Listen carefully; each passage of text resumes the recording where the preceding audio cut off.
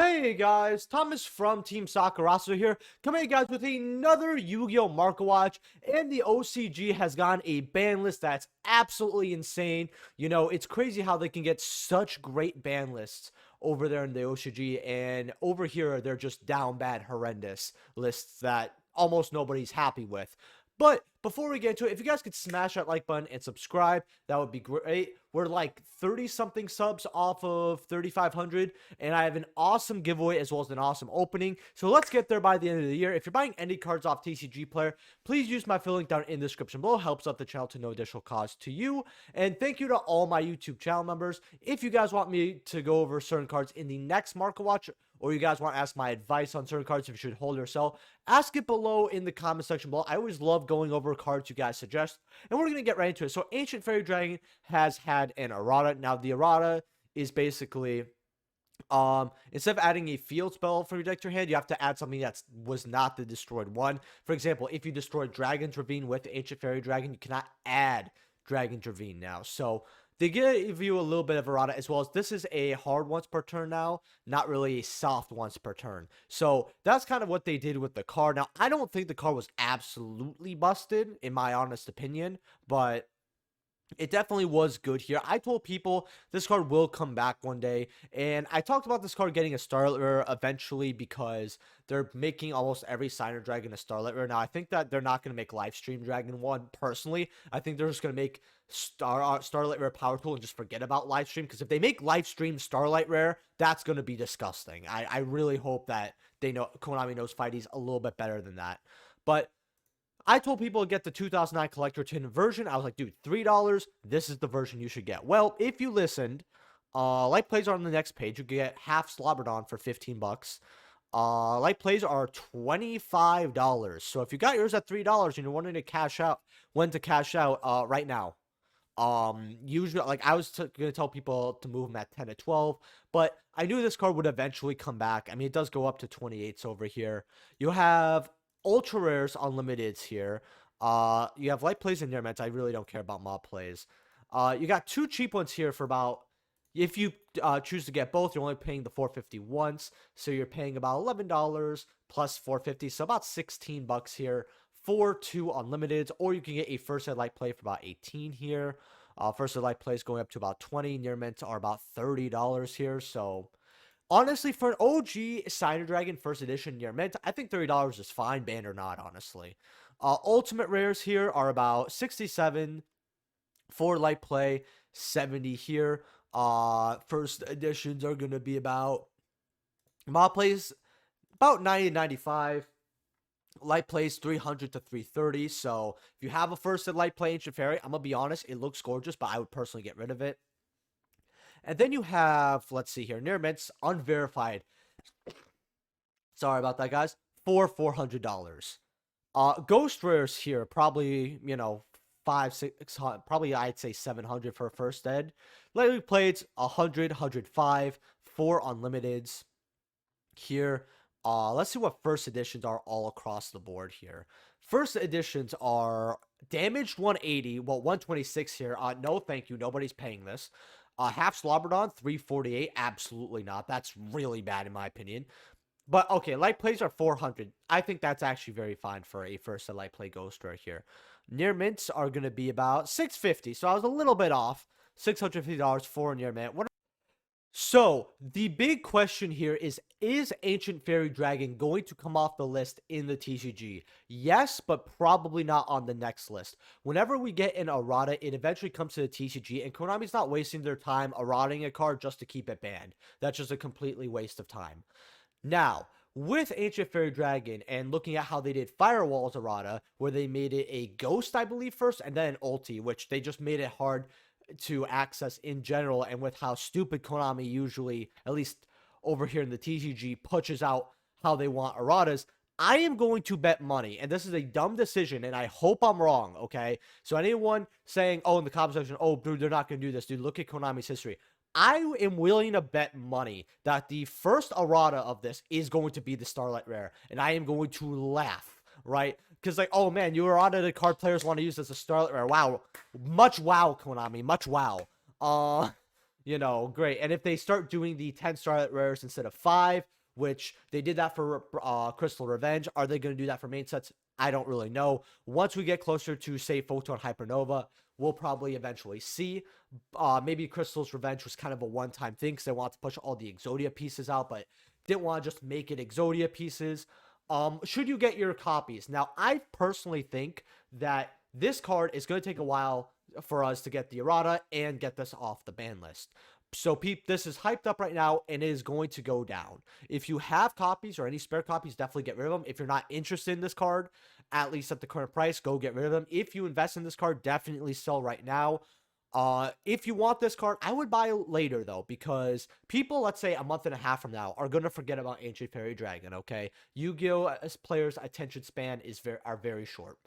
That is when you're gonna get Ancient Fairy, because it's really high right now. It's gonna go back down to the original prices, probably not, but then it's gonna go right back up. So that is what I would do with this card personally. Tour Guide from the Underworld. This has been spiking up recently. Maybe it's because of older formats or possibly Dark World, but I have not seen Dark World builds play this. The reason I'm bringing up Dark World is because there was builds with Tour Guide about a decade ago at this point, and that happens to be the Dark Worlds I know a lot better, because that's when it was like a fan favorite deck and all that. So that's kind of what my thoughts, go from, as well as we've had Muckcracker bought out. That's a Tour Guide-esque card, so maybe people are trying to start something with this. The alternate arts here, which I don't hate the alternate art, I just prefer the OG, but they're kind of in the middle here. If we had this in like a secret rare, maybe I might prefer it, but right now these are about $3, going up to about 4s, going up to 5s here. Next page kind of bringing it, in fact, if we do verified here and go to the next page here, we're looking at $6, $7 copies going up to 10 here, and this is something people are going to want 3 of. With only 16 listings for verified, and we don't even have verified like near mint only. This is just, we have verified near mint. It actually goes to 9 listings. So I would go grab your tour guides actually, because it looks like these are about to skyrocket up. You have dual saga versions here. I actually told people to get these at about $1 or $2, and I still believe that you should. Well, these are about $5 here for near mint. It's going up to 6.5 as well. So there's a lot more interest in tour guide, especially the higher rarity, the more holographic and requested rarities, because this card has some commons. I believe it has like 2 or 3 commons, and it has a gold as well. Actually, I believe it has 2 golds somehow. I don't know how, but Tour Guide Ultimate Rare. Now, I love Ultimate Rare Tour Guide. It's one of my favorite ultis out there. These are about, let's see, mob plays. Well, you get lightly played Spanishes and all that for 200, 210. And then you have unlimited light play for 215. Now, when this card went up to 370 for near mint, like 300, 310 for lightly plates, I said, this card's definitely not worth it. I definitely want to place it one day, but I probably won't get it. 215 is a lot better than 300. I mean, we're talking about $100 difference here, right? They're stacking up your near mints for 231 here, 235. I think these are well priced, in all honesty. If they do go down even further, like if you could get near mints for lower than 200, definitely go grab them. And then you have secret rares here. The thing about secret rares is I like secret rares, but I was never able to get secret rares that were first edition and in good condition, right? The stars just never aligned here.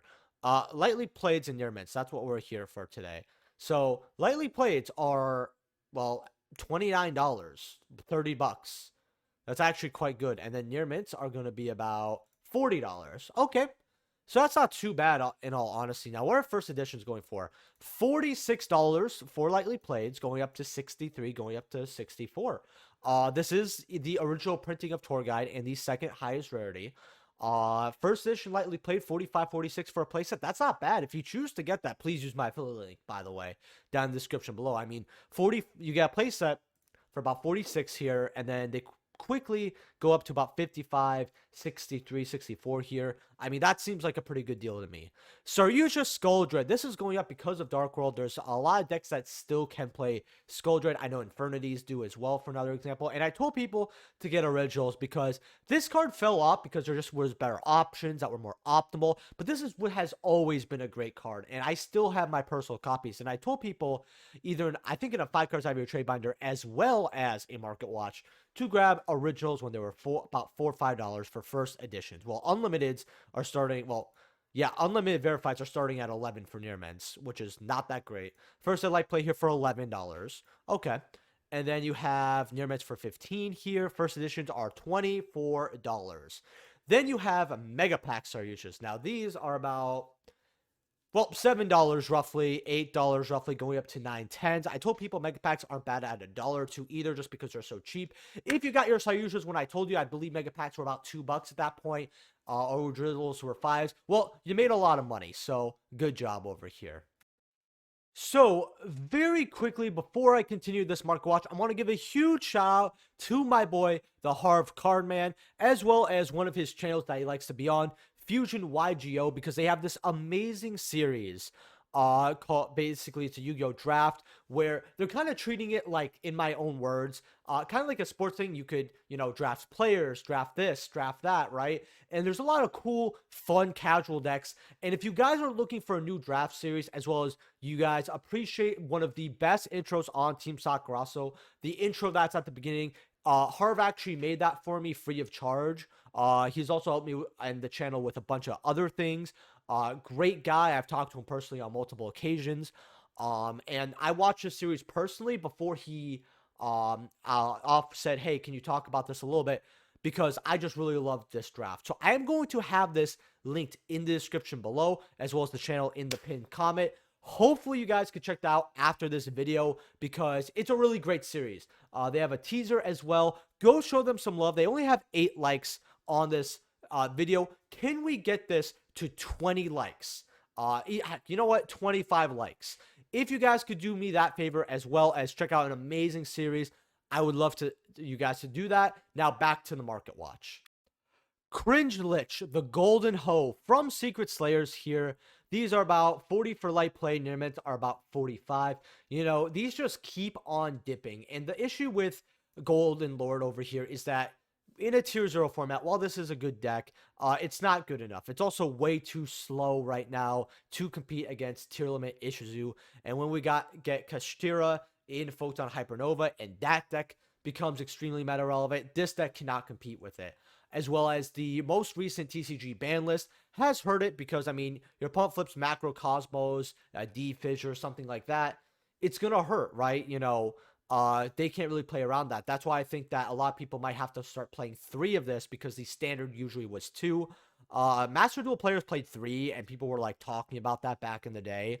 But I think that's just because they read how good of a card is. And 3 is, it's not bad to run 3, but your deck could be more optimal with 2 back then. And right now, I would definitely say 3 is the number you should be running. Near mints are 45, 46 here, $54 for your near mints. Going up to about 60s over here. So if you have these or you're interested in them, definitely get them and hold them. That's what I probably have to say. Foolish Burial Goods from Raging Tempest here. First eds, well, we have unlimiteds for about $6, $7 here. It's not awful. First editions here, $13 for your near mints.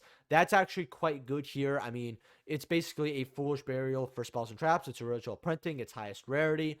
I think this card is going up personally, because I think Sky Strikers, the deck that's seeing a bit more play now, just because we got the Mama set, so a lot of players are building it because it's extremely budget. Not necessarily that it's good this format per se, but maybe they want to play at locals and all that, because there are builds that play Foolish Burial Goods, and with the optimal build being Mystic Mine here, and usually for the most part, certain hand traps, playing second, it's not really the most optimal build now, because yeah, you can still play a bunch of hand traps, but they don't do as much as format, and you don't have the mine, so you have to switch to the build, and it's better to go first, right? Especially depending on what your opponent mills and all that. And you could play certain engines. I know some people play Toon Table of Contents in their Sky Strikers. I personally don't like that build, but some people just tack in a Metal Foes, so that if they get their Foolish Burial, what they could do is they could send a spell trap, and that could be either what they want. So if they cannot get, say, let's say your Hayate is not able to get your Engage into the graveyard, right? Let's say your opponent imperms it, right?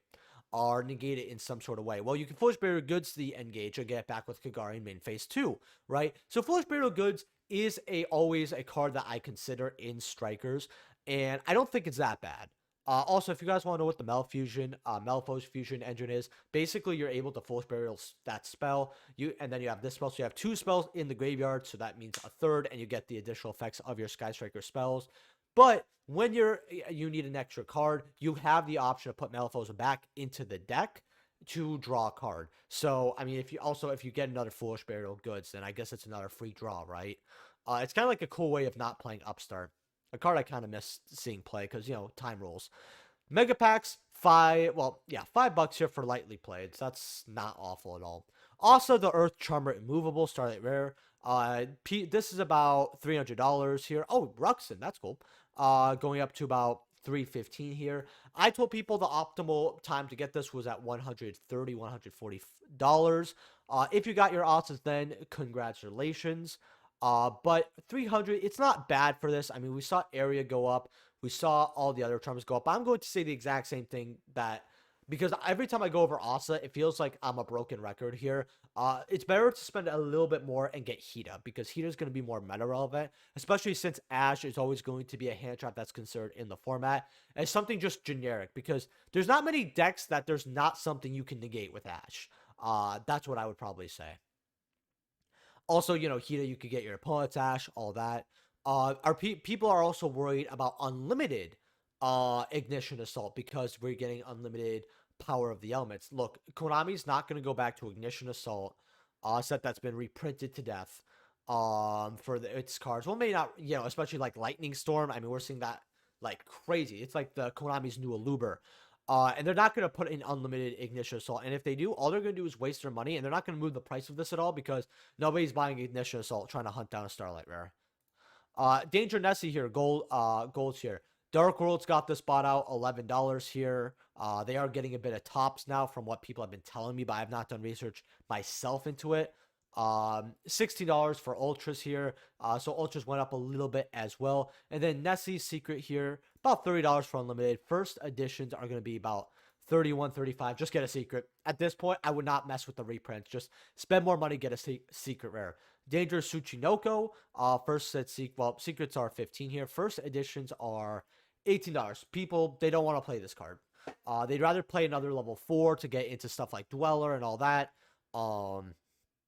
As well as, if this card's scarred, you special summon this card. Yeah, you don't really need to put this body on the board. It doesn't really add to the strategy, which is unfortunate, because I have Secret Tsuchinokos and I really want to play this, actually. I mean, you could still play it, but ultra rare Tsuchinokos, which I just love the artwork for this. $4 here, $5.70. Man, this is like I don't know. I just love Tsuchinoko as a card. It makes me feel good looking at this card. Danger Chupacabra here. Secret Cybernetic Horizon Ultras are about $9, going up to $11 here for your near mints. Secret rares are going to be about $11 here. Then you got Mothman's here at about $3.55. Very good for a secret rare Mothman. Honestly, if you go verified near mint, verified first ed near mint, 44 listings, they do go up to about $5. So getting your secret Mothman's at $3s, definitely not bad. Jackalopes here. These are these Battles of Legend secrets. You go near mints here, about $5.60 here, going up to $6 with that enormous wall here. So it's not going to go up anytime soon. $5 for your secret Jackalopes. I told people to get Battles of Legends Jackalopes as a penny stock at $1. If you got them at $1, congratulations, you made some good money. Danger Thunderbird secret rares here. Near mints are about $5, going up to about $9 here. So I always told people get Thunderbirds. They went up to 12s, 13s, and then they went right back down. I ended up moving one of my Thunderbirds because I have spares at that price, and I was happy. And then they went back down. I said, well, it's going to go back up. People are stupid. You should play this card. And it is. So goes up to 10, bottom out right here. I will get these cheaper copies at like $5 right here.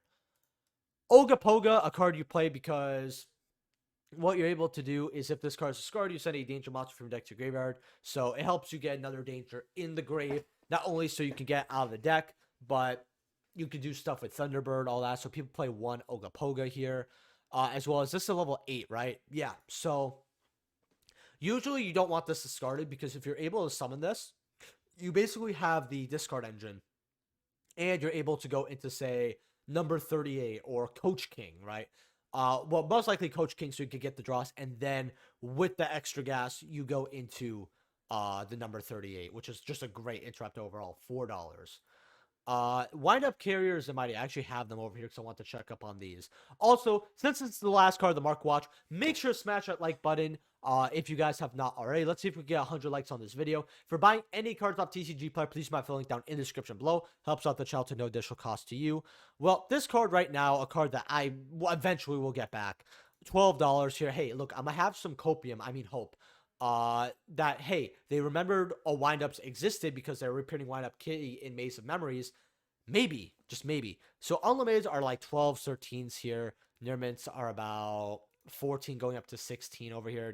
Well, 17. You got 16 copies here. First editions are gonna run you about $28 going up to $40. Ugh, that's a lot for an ulti. That's banned. Now ultras right over here. I buy 5 of these every list it comes off. It doesn't come off, and I have too many. 447 here. $5 here. You know, near mints are 5. First editions here are about, well, let's go near mints, $6 whole dollars, going up to 7. During banlist season, will this go up to a $10, $15 card? Probably. I always tell people it's not bad to stock up on certain cards like this that are just banned, never gonna get a reprint. I told people get these at 3s to 4s, and this card definitely always fluctuates. In fact, if you go to a year, might not show it too well here, but definitely shows a lot of ups and downs here. But the card's more spread because it goes like through like 2-3 day buyouts quite a bit here. And I know this card's getting hoarded like crazy. I know there's a guy who has 100 of these. In fact, he might be watching right now. If you guys enjoy this Market Watch, let me know by smashing the like button. What am I going over in the next Market Watch? I love it when you guys give me suggestions and you're like, hey Thomas, look over this, or oh Thomas, this got bought out, go check it out. Osaki, yo, go back to this card and give us your thoughts. I always love that. So I'll see you guys tomorrow for the live stream. Peace at 10 p.m. Central, by the way. Hopefully I'll see you guys there.